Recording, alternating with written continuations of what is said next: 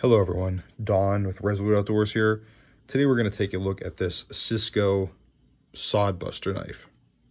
So the reason I decided to pick up this knife in particular was I was looking for something that was a full-size knife that was super affordable, something that wasn't a pen knife or keychain knife type size, something that was just I could store and stash and buy a couple of them, have them kind of positioned in different places in case I would need them for whatever reason, if I forgot my main knife or if I didn't want to carry a very expensive knife somewhere, if there was a potential of losing it. So I kind of just wanted to find that budget-friendly knife, and especially with everything going on in the world, some of the really affordable knives have really kind of jumped up in price. I mean, I know just a couple years ago there was that black plastic Ozark Trail knife that used to sell for $1.99. I don't know, most of you probably are familiar with it. They're really junky one you could actually break with your hands if you tried hard enough, but that's up to like $249 now. So this knife coming in here with all these features, even now at like $389, I believe is what it was. I'll put a link in the description down below to the Amazon link for it. It is really awesome for considering it's wood and metal. So kind of with that being said, I'm gonna hop into it here, and just keep in mind this is a sub $4 knife. So there's going to be a lot of quirks, a lot of, frankly, terrible fit and finish. But I think for the money, you're going to get a really good knife. So how it kind of comes, just comes in a simple box like this. A little bit about them bragging about the knife, and that's really it. They don't really stock number or SKU number, and then just legal nonsense. So they don't really give you a lot. There's nothing special. The most they brag about is stainless steel blade.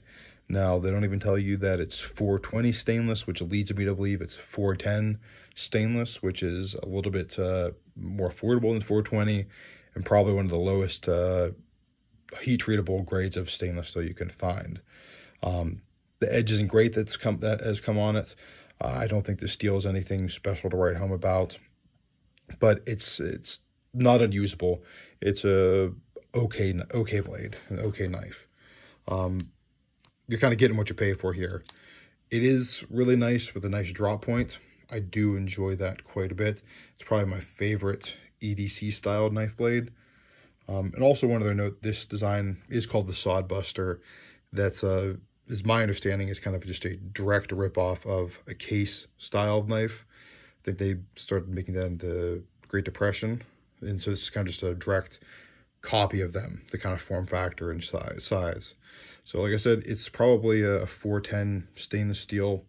They do mention on the Amazon that this is, I believe, I believe this is for like striking like a flint. It's kind of got a more rough edge here. Not terrible, but rougher, not as smooth as some other knives. I think that's really, they just didn't want to put the machining work in to smooth that out, so they're kind of using that as a selling point. But either way, I haven't tried it, but it seems like it would be a sharp enough edge to work in that capacity. The handles, I believe this is like a rosewood or some sort of walnut. It's really actually pretty nice for what you get. The wood quality seems decent. I did see some remarks that the handle scales were broken already. I do see kind of a little bit of a defect here, but this has been pretty solid overall. Scales haven't wiggled or come loose or anything like that. But they are super thick. I mean, the feel of this knife in your hand it's got some girth to it. I wouldn't say, I'd say too much. I'd rather have a little bit less. It's a very thick knife, and I have very big hands. It's a thick knife, and you can kind of see some of the defects here that crack, and then also the fit and finish. This lockup isn't great. See machining marks here. This is kind of rough. You can kind of feel this with your fingers. There's a lot of little snags and sharp edges, and kind of goes the whole way here as well, and on the edge, and kind of see how that all lines up. Definitely not the best quality. Fit and finish, like I said, is to be expected for a sub $4 knife. But all those sharp edges, the really big detriment is it wouldn't be something I'd want to use a ton. Just for small EDC tasks, I don't think it would be a big deal, but to use this a ton, I think you could really kind of put this on a buffing wheel, or maybe use some sandpaper and smooth these out. And I do think that would kind of help, but for a $4 knife, I don't know how much effort you really want to put into it. You're kind of messing up your value equation if you start, putting a super sharp edge on this knife and start sanding it and doing all this other stuff to it. Now, if you want to do it just as a project, go for it. But if you're just looking at for just a like strictly utilitarian type project, you might not want to waste all that time working on that. There's no special lockup, but it's just a slip joint. It's kind of worn in a little bit.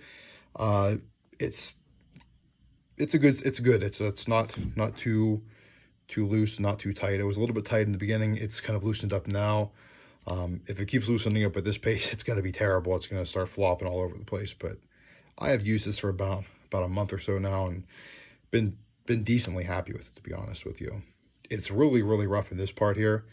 Like in the end, whenever you kind of get from, this last 45 degrees or so, you can really feel there's a lot of grinding and grit in the pivot point there. But honestly, not terrible, not something that I don't think would break in over time. And I didn't put any oil in the pivot pin as well.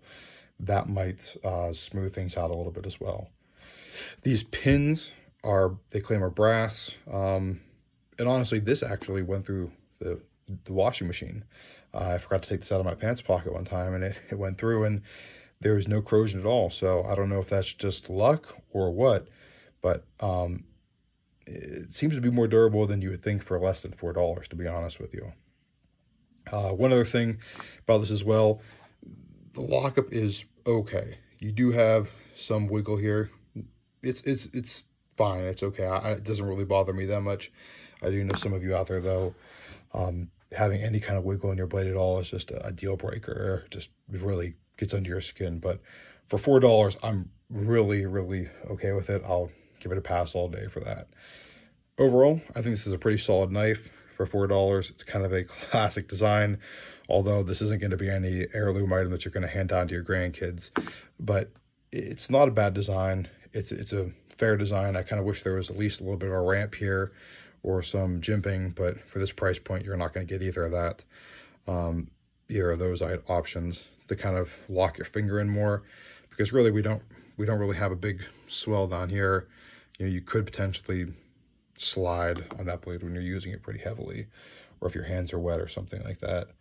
But overall, for less than $4, I think it's a pretty stellar blade. Next time you order something on Amazon, if you don't have Prime, maybe throw one in your cart, maybe use it as a project knife or as a kind of just something to mess around with. I have heard, or it seems like, at least from their Amazon account, that there is a lot of lemons, so you might have to go through some hiccups there if you want to fight for your $4. But if you get a good one like this, I think it's a pretty solid knife. Compared to some of the competitive options, some of the Walmart knives out there now, their cheap ones went from like $4 to $6. And like I said, that super cheap plastic one went from $1 to $2.50. So I don't think you're going to find more knife. I don't think you're going to find any more knife for less money than this. So I appreciate you guys tuning in. This is Don with Resolute Outdoors. Till next time, I'll see you.